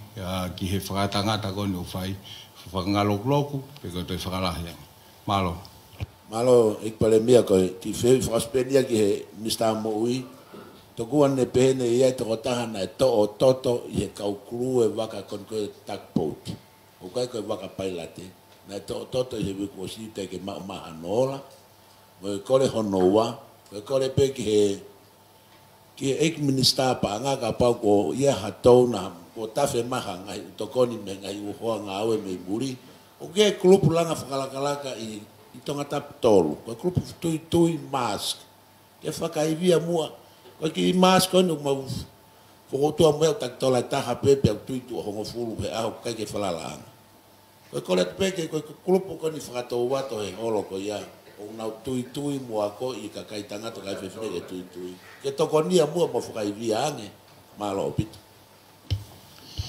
O mamalo au soane o ke ngau he potunga mo ui. O ke ilo ange koe fo I mea koe nai a te au. O kai ke au kumau ka ki he ka koe tala noa nei toa hui ko. Kai ke uhinga nei ka te au. Ki kai ke o mai ai o la ke whakahat. Koe nku positive ene ni mau whakahat. Ui e press conference ka kai ke ha kumau ke foi case koe nau ke tala noa ki ai. Ki tana ki wa bige ko te sifo ke so ane ko swapu. Ai ki me ai ho to I hu fa tapu. Pa vele wa si ko ke fa si to I. Au na ko si visuka e daia. Mahalo na ko si visuka e daia pe ko si vi lolo mai.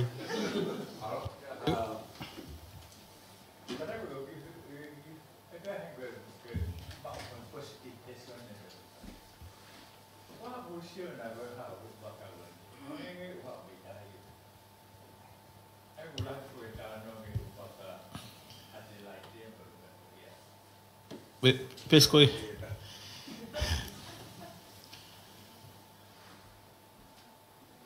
tu ka ho muy pesi kai sai be ke to e famahino pe ko e kanga fa ko nai ko e ngahi vakatau kai ke ngata pe na CPC ala ko e panau mawahe o ku e na capacity na do ke na fai si faka aho ai rapid antigen test agora ne mau mai ko ia una report mai ko e ngahi time ko nei whakahoko mai ko he atelaite o ku ia na ngai positive cases pea na whakapapau I lewa kai ke te whaha contact ko e alko e takpot pe ko e pailate na kai ke te hifa pailate ke waka na nau momua mai pe waka o tataki mai he taulanga pena kai pe ke te whahifo pe nau tolu nau nono e mai a kato mea ko ia na whai kato pe nau tolu na kai ke ha kau ngau ia tau tolu ko e positive cases ko newa me he wafkun salo te ia ka ko no trace ko ke ma pe ko fe tu pe ko vaka fe o te ke lava he tai ni me o fai o ko si ia e ngahi lisi ngahi vaka na e tau mai o fai le vai fingawa ki fai tala no fa to ngai na si pisi ala pe na tolu he na ma he ko me he taulanga ko ia pe au mai ke whahawhetu tak, pe ko taim koe na whoki ai, nai hatahe ana tō, nai positivi. O hange pe koe ngahi, hange koe atelaite, nai mawahe u negatipa, nau tau sivi koe I waka, o positivi leo. Aia koe tu koe tai nimi, pe koe ngahi waka manua o toko ni, na nau no mai nau tolo, o whai whakahi fōia I wafvuna. Aia koe positive case, me he waf konsalote. Ka kono, whengai koe ke whapapau ke ilo, koe a uloa ki penu te ke mawa o ke ai pesi ke whakapapau pe te ai huanga ko ia o e COVID. Alo. Ko ki wheuia ta whakon ki he tau interneti. Koe hae tu unga ku whamui pe ai e nau e bau whahau ki interneti. Koe mea whekai wakai koe ngā koe tu koe palparema kone interneti e ngari fua he I retio mahalo. Ko retio mahalo pe mo TV te na fua ka nga tamaki. Tu one lockdown. Ka ko correct pe e parevi. Ki fa malohia mai u retio. U nga bau ke fa malohia fa ka lau mari. Pe ga ba tok maha fa pa anga ken ko sai au pito. Pe ku ka fa ta lot. Ko ma uhinga maha ko na tolu te na uanga fua tu u ka venga lahi o e fetu utaki, mo fia utaki ko pe mo takai. E ko linga ko parema ko e fetu utaki. Ko ma tol ko me uba newspaper mo me ate ma wafe ka to retio. Ka ko fa si pe ki minister mo ui.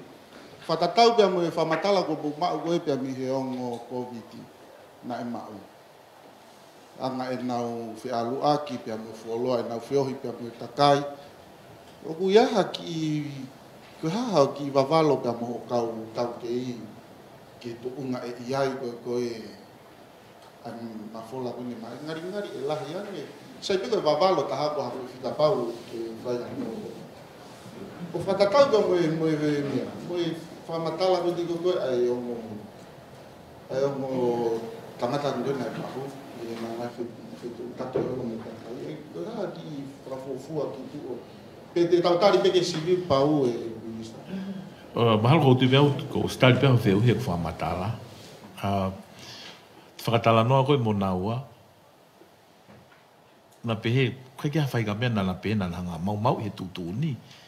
He ena whakamatala ia. Ko tui koe koe taimenia ke tau toi nofo wawalo. He tau whengau whakata, tau lot ke Eiki ke tokoni ki tau tolu, ko tau vai.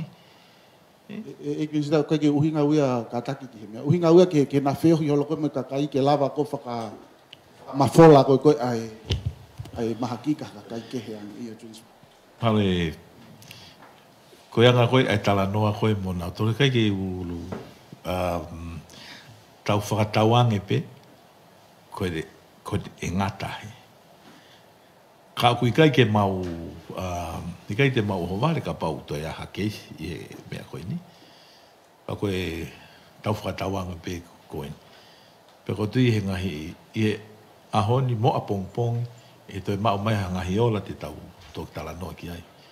Ka ku tau stay positive i pe mo. Tau lot pe ke Eiki ke tōni mai tau tolu he taim whai ngata a koe ni. Fastanunu mai a ngai whai ngata he ki tai no. Tau kune i maka pe. E kakon mo interneti, hange pe koe nai brief pe ki mua. Ai au ku mahal ko stuk mai mi ha mo hatanim, te hau pick up e u parts mo mea pe. Koe konga pe, e nai at koe li koe sivu nai ki Papua New Guinea. Ai hau walo ne wholau mai ki au mai ki ha moa. O ia aho e uai ko ne hanga o to'o mai e ne unau ko whimau, pa ke whawhara mai lewa ki tongan. O toksi o le vai pe ko hae tuunga koe. Nā mau kore ki he ngahi wakatau, pe lava wakatau o alo sio ange pe lava ai ngahi tā. Ko ngā ke tokon ke waka ke i polo i hane au mai ke nau ilo i ko hae mau. Ka mea pango pe ko nau koe ke nei u konga iai fuloloto. Ke mau ia i he mea ngau e ngahi waka koe ni. Mana waha ngahi waka ke he unau lau whai. Ka koe pauku whai lewa tāno he tai nimi mo Australia. Ki ha tokoni ke toi whakalahi mai interneti. Ulotonga lere ni he tai nimi. Pauku mau whaamu na lava tokoni e ni. He ko iloi lere i pio taim tau whoke ko tau ngahi apio no wha wai.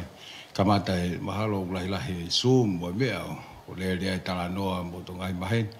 Kau tui koe te au toi whoke le vaini o pōpere mo po tānoa whananga pa mo e leti o hange ka mea na ki tokan ki ai. Kau tui uai iai pe whainga maari ki whaasio pe anga whewhe. Ano toi whakaivia e ngā he leti o ko ngā koe whatongia i he taim pēni. Malo. Whamalo atu e Palemia pe whakatonga no hake ai poini mahu inga ko ia. Pea te muimui atu pe ai ka tak pe wha hanu atu ka koutui ku mahu inga pe ki tau whakamahu inga i ngā he leti o ko to he taimini. Ngahi mau anga ngongo.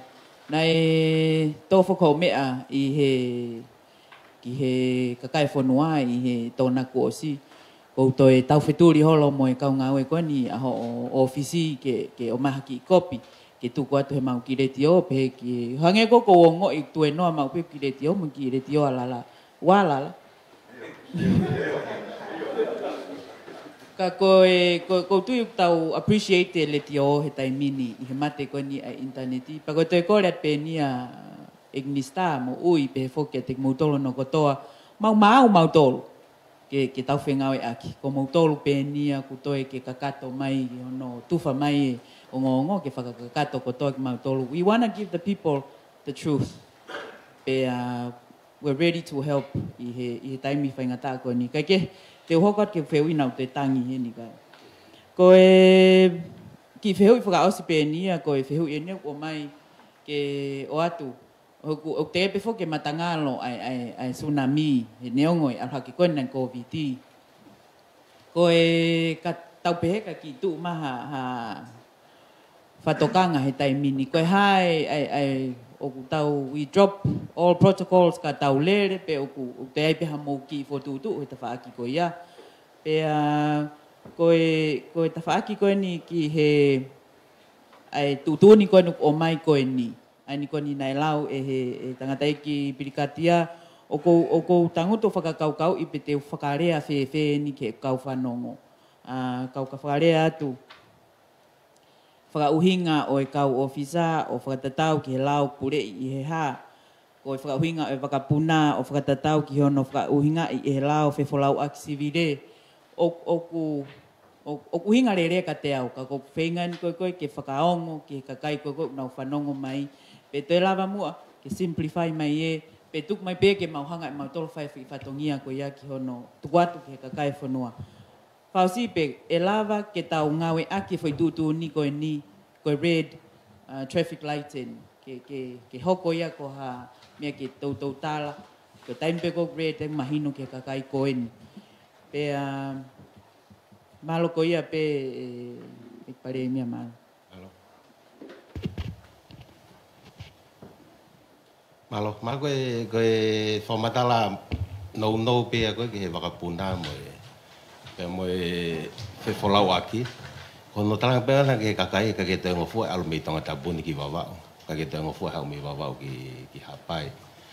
Koe waka ko ne alu ki niwa e talo mai me niwa ki tonga tabuni. Ai o fa atae ke talo mai me niwa ki tonga tabuni. Ka koe mahalo ko no pe ko hono koe pe u ko ngala he na grifia ke koe u Fekau'Aki ko ni koe e whakahako hanga ulawe ko ni nai. Ka pau e whi mau ha tokoni ki he o tāpai pe ko e ua he whanongat koe ni. E whakaatape waka e so tiaga e, pa goai pehono u protokolo ona ia ke nau whakakato ke whapapau peo ka ke whaha kontek. Ke i tau pe hoa fitua awe ngai ko loa. Ka mea koe ki he katoa maha tsunami he taimite tau lele pe. E kore pe ke tau lele pe ku o mahu ingai mo ui. Ka koe oku te mo me fe he tu ni oku kore pe ke fai social distancing mita tapo ni ma mate ko u abi fogi o sai pe no fa ta pe na to ka ko hinga pe ka pau te ala tu ha ma ta ke pe me ha pa pol ke pe me ha api ke ta feo pe mo tu ni pe ko na ko ke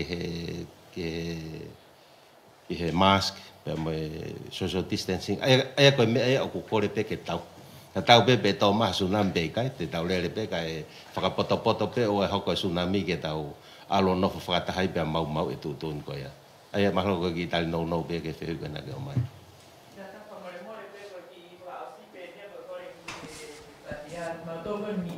Koe maukau i he whaata koe essential services. Koe whaunga koe ni nai tuku mai he lockdown ko si koe mau whaitohi atu pe e tuku maha mau fua Parisi atu hingoa. O koe ke ilo mai ke kau polis whakolo e ko hai. Pe where ka pau e lava tuku maha mau ki media permits pai mo fua pe tai pe he di ki he anga koe whengawe. Kuanga pe kore mo kotu malo. Ia, koe nai mo fua koe ni koe tuka hai ai tino koe share koe ni Pea more e ni msi ki whātua mai ngai tohi. A ma tu kanga peo he fōsi ko tuana ko spapa. Eko pepe ki tohi kole. O mai e mo hingoa, ba mo laisene me alere ko te monga aki. Ani mau ko tohi whakaata e asia i pe u mea ko ia. Koe kana uhinga uia o kai puke ilo i me taha e ke whakahingoa mea kono ID. Ka koe fuatu pena lava me whaki te permits media taha e media na tolo ko ata ki fe alo mahino peso dia mo mea ko ma tolo na ko experience benia he lo tamposi lahi no to ta ofi ma tolo ya ete e ke ia ko hai he tohi ale ko ke tohi ko ia sai taha ka pa mo to ke comandar ke de dia ke ta ofi ko so no lo sai mo e una loa po e whangiteke, ke toko net kamoto. E lawa le lepe. Ke aspe ai koe mea ke mite. Ko inga, koe taim kou whema o tai Palemia ke mou lawa mai, mou lawa pe o mai ki he tau conference malo.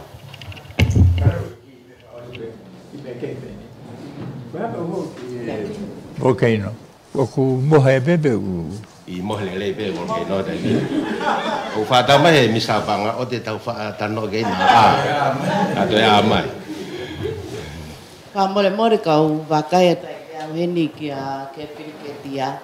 Fekau'Aki pe mo e manua ko ni atelaite. Ko inga he ko whaamau pe whoki e mau ngahi whaamatala o ko information me Australia ABC. Ko anga pe lia e wakai atu i he tapaaki ko ia. Na e pe na mate kato e uhila ia i he waka. Ka alu eba kau wakai ia umohe i he tek. Pea koe wakai ate mea koe tarifaki o kuangeange. Ko kuhanga ko ai he kundaya mai ka mautolu pe koe hae tu unga ki ai wakai he taimimi. Ate laite.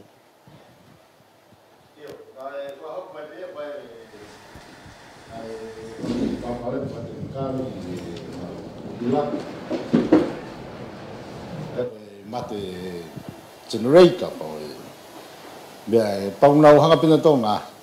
Pea hao pe ai wakapuna muna ngā spare part o kau hange pe ia ha motu e neanga ne nofo. O kuwai whare maha ki kuwai pe nofo anga nau tof pe ai. Pea ka taim kou mate ai mate nau ki whare kuki pa nau papakiu pe na toi o lunga. Ka ku kosi talamai lava pe o ngahi o no mateu teu ki hanga i whatongia o tukuanga nau tō. Ngau. Ali me. O ki toko nat pe he peko ki atelaite. Koe o kua holo e positive cases ko he waka. Ai mai no nau hanga pe o contain lele o press conference ki mua kuna o te evita capacity ke tokanga ki nau tolu pa ku holo. Na e tolu noa fok he nau o mai koin ku wafa. Ai o siai ka o negativi ai. Kau kai ke toi ai pehe ke toi lahi ange ai keisi ko he atelaite. Alo. Koe whakamane ko ni ko ai ki kore ke CEO e heo. Ko ilo ku whaalahi ai alholo i tānoa o viviri mai ki ange hingoa o ki nau tolu koe o ku puke koe ni pe positive COVID tahi wa. Kau gai whoke ai whaitūtūni o koe ke mau whakahoko atu a hingoa ko ia. Uhinga pe koe ngai uhinga ke. Kai tukupua ki he CEO e heo ke kataki. Ke kataki o whakahoko atu a ngai uhinga ke. Ko ngā pe ke tukua e tālanga e mea ko ia. Mahalo na mahu inga whiunga e oskoni e whamatala e CEO. Mahalo. Mahalo pita ho whanga pe ngai whatapu. Ko ia koe uhinga lahi pe, waipe whangi uhinga lahi o koe ke mau maa whanai ke tuku ata hingoa o hata. Kai ke ngata pe i he COVID-i, ka whahinga whakautua pe, kawa HIV, pe ka whahinga whakautua ke pe, o mau tui pe o koe ke whakaethika, ke whai ngāwi koe. O laki pe, o koe ke whiema o ke tau focus i he victim.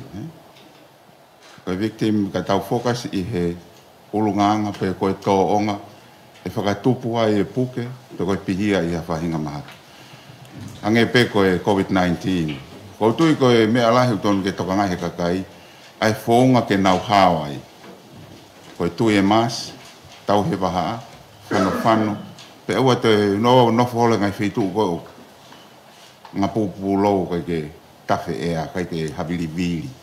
Whakawawa o matapā. Koe ngahi mea e koe uni whakatupu e nofo e waila si hafu whaitu. Uloa ki ia. Koe ua, o mau whaamu ke whalala mai e kakai ka mau tōna. Koe taimpe wau tahonga whakahingoa hataha. He kai te whalala mai hataha e ke potu ngā oe. Pea koe mea lewa hako, ta koe ko sione e kai tala mai e ko te evita. Ta koe ne hau me kolo koe kan tala mai koe kolo koe. Aia e ose ange ia ku whaingata ia upite timia ai public health he taimi kou tahonga trace. Pea hoko e mea koe stigmatization o tui mō mea i pe taimi kou tau stigmatize hata. Une anga holoke au pito ai ngeia o hato o taha o tau whaamu ke langa ia he taimi whaingata koe ni. Pea kono whakawasi pe kou tui o koe koha fo ui hata. Tā pili he COVID tahi wa. Tau whanongo he ngahi tālang koe ni mo whenga ke trace, pe koe mao mei whe. O tau monu ia tau ngani, ko pehe o tau monu ia koe whakaiku mai ene alu e tau huhumalu i o me mea o ene ki o hai pese te walu nima walu ono target population o fully vaccinated toki au mai e COVID tahi wa. Lahi ngai whanua ia nea o kata pepe COVID ia o kei hua noa e pepe se tia huhumalu. O tau ngani utau monu ia o pe. Pe ka pau e whai e sivi koe ni koe Omicron. O tu mos me ai pe koe variant o koe ke fufatu tamaki. Nea mane mafola wawe. Ea koe whai mea utoni ke tau focus e ke whengai ke, ang pe koe mea e Palemia, whengai ke ta ofi, contain, ke oa toi mafola. Ae koe tui ka pa te tau lawa, ea ke whai e ngai sivi koe ni, pea whai nge koe tau ikuna, koe tui whawhiawhia. Ka pai whai atu kua te ki mafola, koe tui koe te tau lawa pe. Koe ka mea ke tau tua tamaki ai, koe tui wai pe palani ki ai, ke tau hoko atu. Kai tipe nia he hoko atu koe ne sivi kai koe maa. Maa lao pita.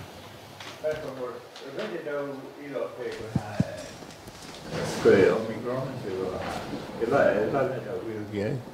Ange koe ni koe mea Palemia ai, koe pe maa mahalo, koe Omicron, koe inga he ku ne affect ka kaina suhumalu.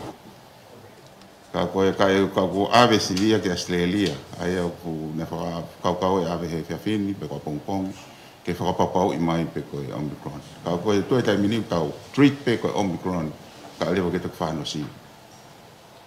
Malo pito, si o ka taki tokia palani whetuna mo e mista mo ui, ke huhu malu i mi he tau hongo fulu ke tau taha e koni kua wesia tau tolu, tau tokanga tau tolu ki o lunga. Ka koni kua wesia e whanau i ki, wia hapalani whetuna ki ano huhu malu i si infect. Kone tupa ke tai mini koe Pfizer, mo ngai vaccine ka whangofua whakamamain lahi ke ngape me tau nima ki o lunga. O te ke o ke tau ki lalo. Ka wesia he tau tolu e ni au puke. I o pote whetuna. Koe tue tai mini koe neonga puke. Ai kau koe ka hatahe puke la. Koe kātoa e ngahi teita koe tai mini ke whanau. O te kia ki whanau ia ki lalo e puke o whatu tāmaki. Tēnau ki whawhono pena tomo ki tāre. Lahi pena puke na toka koe. Ko ngā lahi nau tole koe peke asa mea ki tu. Kau kai ke pehe ia ke nau puke lahi o toko tore mahaki. Ai au koe taimi koe whae hohu malu ia. O tau tāke te kulupu koe o ku lawe angofua. Ai koe tau lalahi pe maka kai ua nau ngai mātau. Ai o sawa pao te koe tau tolu koe ki Omicron. E tau whakapapau ia a pongpong ki ave siri ki Australia. Te kia. Pesi, oku ke i heni. Ia koe... Kono whawhai ke he ia e toki mao mai mahalo ke wika hau.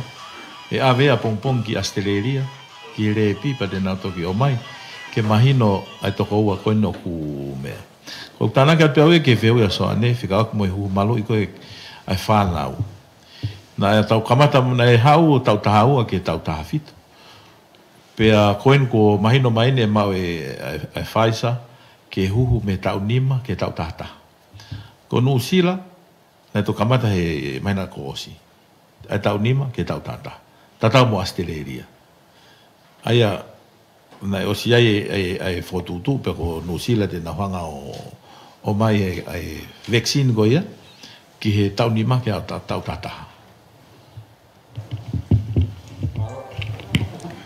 Koe tu koe tai mini kata whabamole pe, koe te se whia mo lava whahe aho. Eiki minister.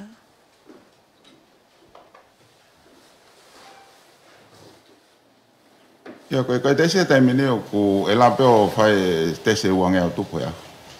E la peo to e lahi ange ai. He koe tai mini e gulava o pool serum. Ai o mai serum ia e tapea hoi nima pe ono. O test whaanda. Peka pai positive pe tok separated out. O test tahata. Ai ko technology you can run through quickly.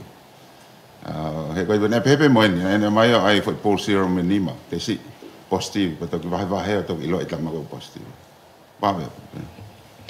Alo o bagu kaita vehu i tau potano e fiafini a tene framalo pa vonga tene kapneti ka mai pulenga o ina tol ko ni nga hi va a Fekau'Aki ko ni o mau ngawe ko ni ki he covid tahiwa ai mau famalo mo tu tain ka mola wa mai o mai nga hi fehu mau inga ko ia ke kau pe moia he nga hi me to kon mai ka mau tol le fa ho fatongia o nga fa matala ko na mo mai ko tu yo ku mau inga pe ke tau ho ko dai pe tau potano ai tan tau pe ko ke ngalo he pulenga ai mau fatongia ko ni ki na tolu na e uesia pe na e kau ko ni i he nga tsunami ko ni i he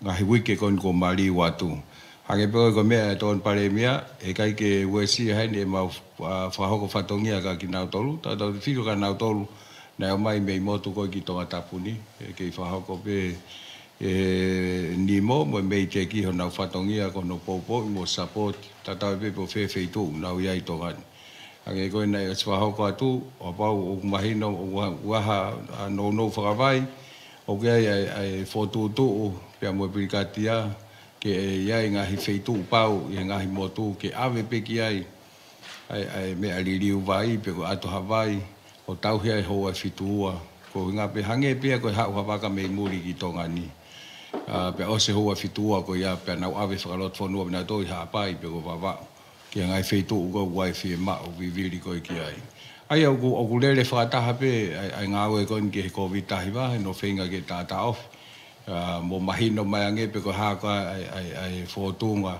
o ne mafola mo nga we ko ni ku ho ko tu pe ki ngahi kolo mo ki nau tolu ko ia na e wesia tamaki ko ni i he tsunami pia mo mo ngafi ai au kai ke pehe ko mole ai focus me ia nau tolu i kai u lele lo wa pe ai fa fatongia ai puleanga ka uma ki nau tolu ko mo ngai fa ta ko hinga pe na mau inga tatau pe tuunga fatu tamaki na yai mo tuunga vulnerability o na yai i taimi whaingata ko ni pa wa toi fa malo ka pa pe to ya mo ngahi fehu i make o tu e ata pe ai ka officer ke mo to hoko te ta no ka o fa si o mo te e ko fa tonga hi fo to pe ho wa ta mo ko ma pe hoko ai no ke lockdown ni i he fiafini pa ko le dai pe ga nge ko me ai ton Palemia ka mai mi sa moi ke ta hoko dai pe Fekau'Aki mo Fekau'Aki mo inga ia pito ya motor mo fatongia ko no inform pe ko no fa hoko ai fa matala ko ni wa tu ki he ga mo ka listen pe ko mo ka moi mai ko ho mo ngahi pepa